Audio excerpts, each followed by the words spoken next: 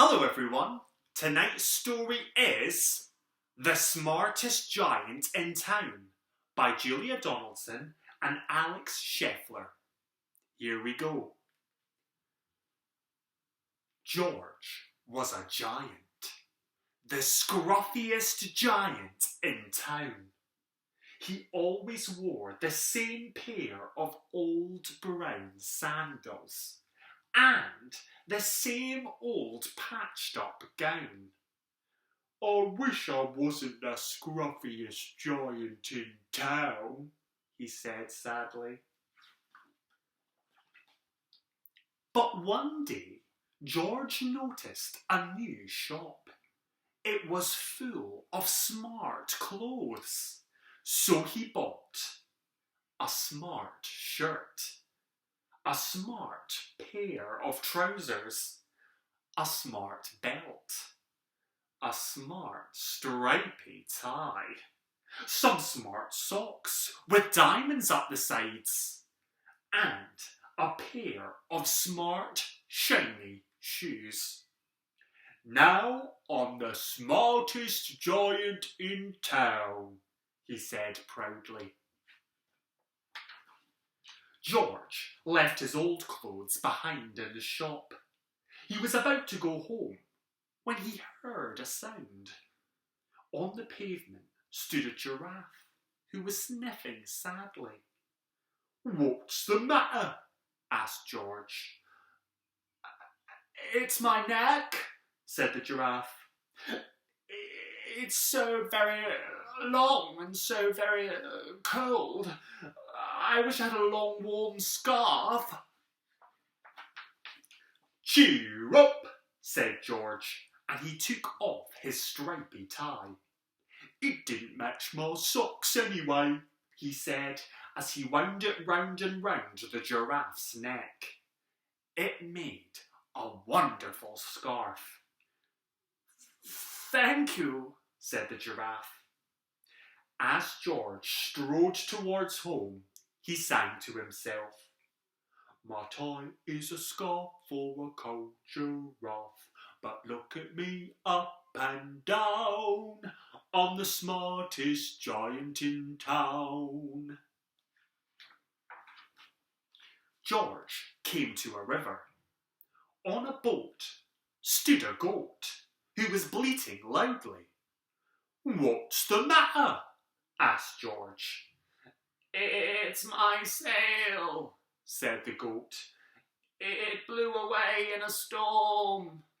I wish I had a strong new sail for my boat." "Cheer up," said George, and he took off his new white shirt. "It kept coming untucked anyway," he said, as he tied it to the mast of the goat's boat. It made a magnificent sail. "Thank you," said the goat. George strode on, singing to himself. "My tie is a scarf for a cold giraffe. My shirt's on a boat as a sail for a goat. But look at me up and down. I'm the smartest giant in town." George came to a tiny, ruined house. Beside the house stood a white mouse with lots of baby mice. They were all squeaking. "What's the matter?" asked George. "It's our house," squeaked the mother mouse. "It burned down and now we have nowhere to live. I wish we had a nice new house." "Cheer up," said George, and he took off one of his shiny shoes. "It was giving me blisters anyway," he said, as the mouse and her baby scrambled inside. The shoe made a perfect home for them. "Thank you," they squeaked. George had to hop along the road now, but he didn't mind. As he hopped, he sang to himself. My tie is a scarf for a cold giraffe. My shirt's on a boat as a sail for a goat. My shoe is a house for a little white mouse. But look at me up and down. I'm the smartest giant in town. George came to a campsite. Beside a tent stood a fox who was crying. "What's the matter?" asked George. "It's my sleeping bag," said the fox. "I dropped it in a puddle. I wish I had a warm, dry sleeping bag." "Cheer up," said George, as he took off one of his socks with diamonds up the sides.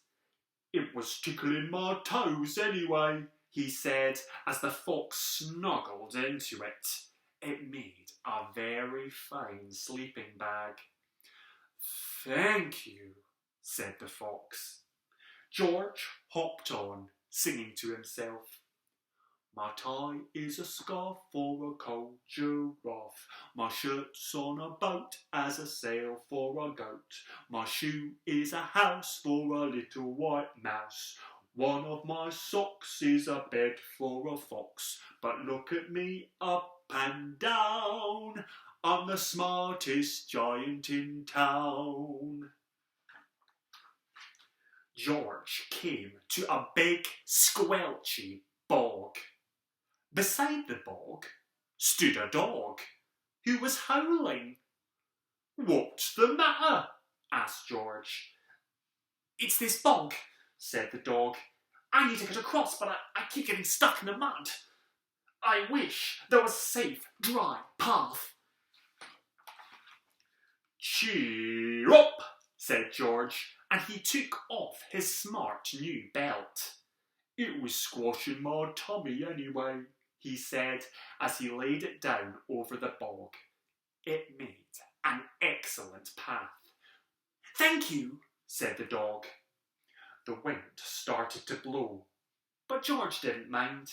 He hopped on, singing to himself. My tie is a scarf for a cold giraffe. My shirt's on a boat as a sail for a goat. My shoe is a house for a little white mouse.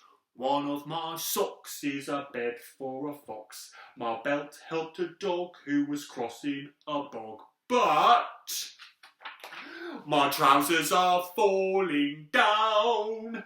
I'm the coldest giant in town.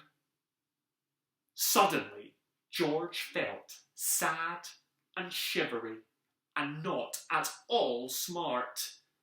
He stood on one foot and thought, "I'll have to go back to the shop and buy some more clothes," he decided.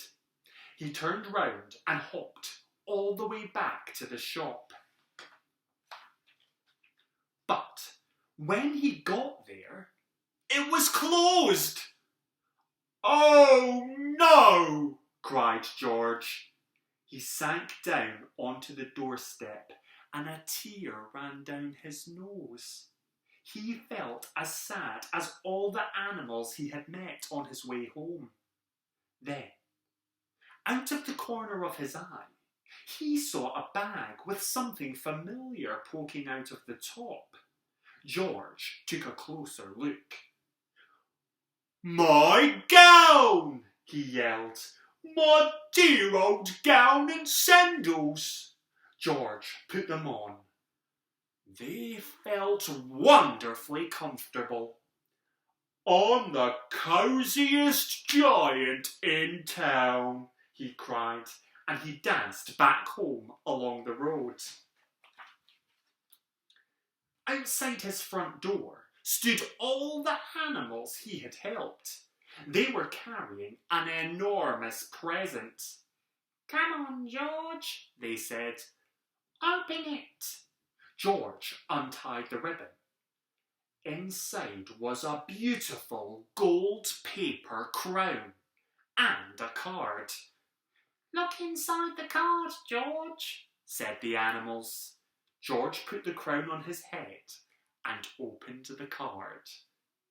Inside it said, "Your tie is a skull for a cold giraffe. Your shirt's on a boat as a sail for a goat. Your shoe is a house for a little white mouse. One of your socks is a bed for a fox. Your belt helped a dog who was crossing a bog. So here is a very fine crown to go with the sandals and gown of the kindest giant in town." What a kind person George was, sharing all those clothes with all those animals. How about tomorrow you think about someone you could do something very kind for and do it. I'm sure it'll make them feel very special, and it'll make you feel special too. And I'll see you next time for another story. Take care, everyone. Bye-bye.